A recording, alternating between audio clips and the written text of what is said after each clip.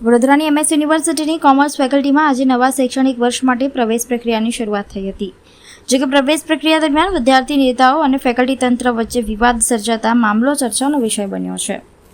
માહિતી અનુસાર કેટલાક વિદ્યાર્થી નેતાઓ અને સામાજિક આગેવાનો દ્વારા કોમર્સ ફેકલ્ટીના ડીન સમક્ષ વિદ્યાર્થીઓને પ્રવેશ સંબંધિત પડતી મુશ્કેલીઓ અંગે રજૂઆત કરવામાં આવી હતી. રજૂઆત દરમિયાન વિદ્યાર્થીઓએ આક્ષેપ કર્યો હતો કે મેરિટ લિસ્ટમાં નામ હોવા છતાં કેટલાક વિદ્યાર્થીઓને પ્રવેશ મળ્યો નથી. વિદ્યાર્થી આગેવાનો દ્વારા એન્ટ્રન્સ પરીક્ષાના નામે વસૂલવામાં આવેલી ફી અને પ્રવેશ પ્રક્રિયાની પારદર્શિતાને લઈને પણ પ્રશ્નો ઉઠાવવામાં આવ્યા હતા. સાથે જ અગાઉ કરવામાં આવેલી જાહેરાત મુજબ વડોદરાના વિદ્યાર્થીઓને પ્રાથમિકતા કેવી રીતે આપવામાં આવશે તે અંગે પણ સ્પષ્ટતા માંગવામાં આવી હતી.